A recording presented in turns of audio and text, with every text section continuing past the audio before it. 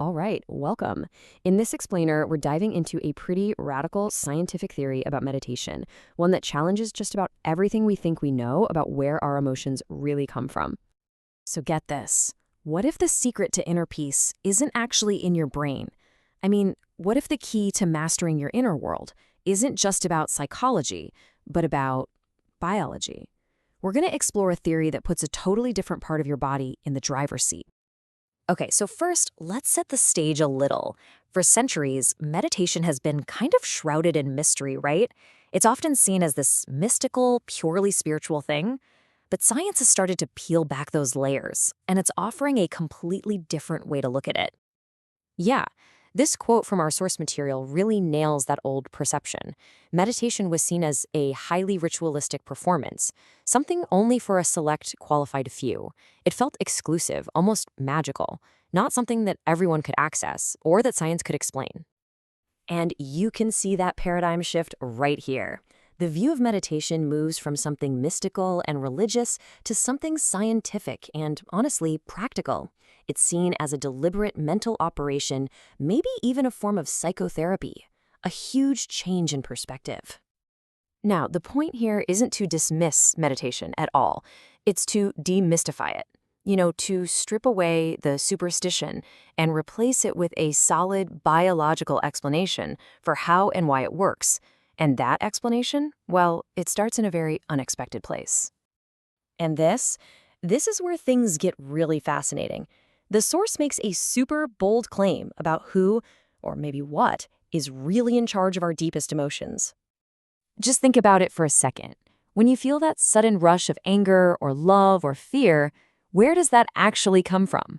I bet most of us would point to our brains, but our source material says, nope, look somewhere else.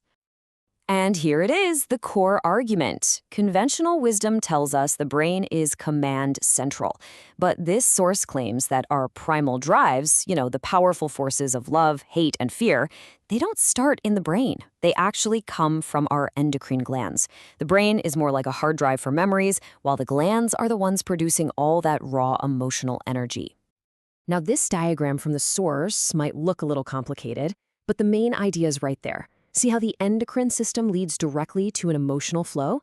This shows the core concept perfectly. Our biological glandular system is the real foundation of our emotions, which then bubble up to influence our thoughts and actions. So, how do these two systems even connect? Well, the answer is the neuroendocrine system. See, it's not the brain or the glands. It's about how the two are completely tangled up together. Hormones, those chemical messengers from our glands, have a massive direct influence on our mental states. All right, now that we've got the theory down, let's meet the key players in all this. We're going to go on a quick tour of the glands that this text says are the true source of our emotional lives. I think the puppet master analogy is just perfect here. According to this view, these tiny little organs are literally pulling the strings on our deepest feelings and behaviors through the chemical hormones they're pumping into our bloodstream. So first up is the pineal gland. It's super tiny, deep inside the brain, and the source points to its role in regulating our development, specifically by putting the brakes on the powerful drive of sexual activity until we hit puberty. Next up, the thyroid. The source calls this an energy-regulating organ. Basically, it's controlling our metabolism, what it calls the speed of living. So whether you feel energetic and buzzy or slow and sluggish, this gland has a huge say in it. Now we get to the heavy hitters, the adrenal glands. These sit right on top of your kidneys, and they are the source of adrenaline. They're responsible for those incredibly intense, powerful fight or flight emotions. We're talking fear, anger, and even the thrill of excitement. And finally, the gonads, or the sex glands. The text points to these as the origin of hormones that create some of our most powerful urges, the ones that have a deep, profound influence on our behavior and even our identity. So, if our glands are the source of all these powerful impulses, are we just puppets on a hormonal string? Well, according to the source, no. This is where meditation comes in. It's presented as a way to consciously hack into this very system. I really love this quote. It frames meditation not just as a way to relax, but as a powerful tool for fixing that conflict between our primal, glandular urges and our rational, conscious mind.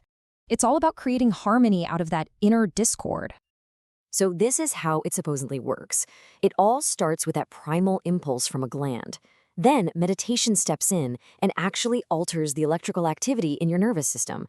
According to the source, this intervention dials down the volume on those raw, primal urges, while at the same time cranking up the power of your ability to think rationally.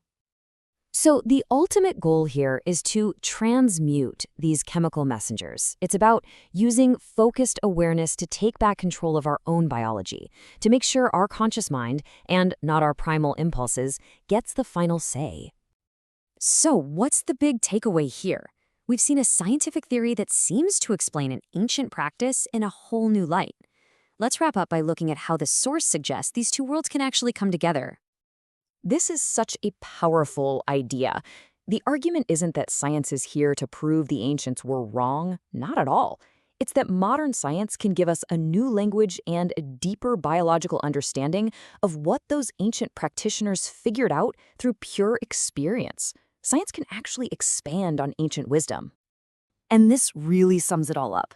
By weaving together ancient methods with modern science, the source suggests we can get the tools we need to purify our more negative tendencies.